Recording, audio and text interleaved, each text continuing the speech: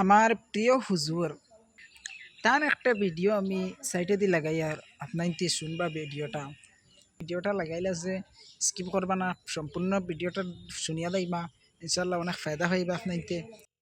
আল্লাহ লগে লগে হইবারে কত বড় ফেরেশতা হল কবরে আর জাহান্নামের লগে তাল্লুক লাগাইয়া দেয়। এমন কি একজন নাফরমান কবরের মধ্যে 70 থেকে 99টা সাপ ফলাইবা, প্রতিটা সাপ মুখে ঢুকিয়া পায়খানার রাস্তায় বাহির হইবা, পায়খানার রাস্তায় প্রবেশ করিয়া প্রতিটা সাপ পানে দিয়া বাহির হইবা, কানে দিয়া প্রবেশ করিয়া মুখে দিয়া বাহির হইবা। চতুর্দিক থেকে সাপগুলা আপনার কবরের মধ্যে আক্রমণ করবে না।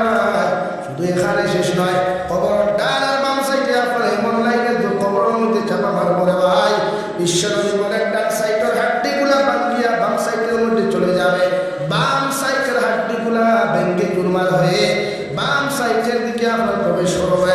আপনি আসমানে জমিনে চিৎকার দিয়া করবে আল্লাহ, জমিনে চলাফেরা করবে, মিলা কোনো শত্রু আর দুশ্মন আসলে না।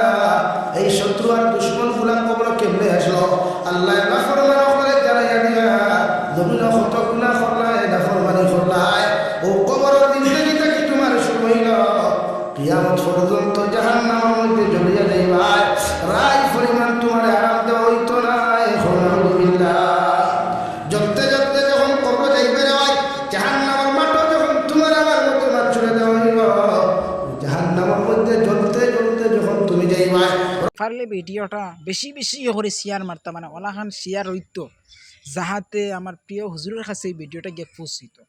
ইনশাল্লাহ ওলাখান শেয়ার মারতা আপনি আর কমেন্ট করতা, ইনশাল্লাহ আমার হুজুরের কাছে গিয়ে পৌঁছিত এই ভিডিওটা।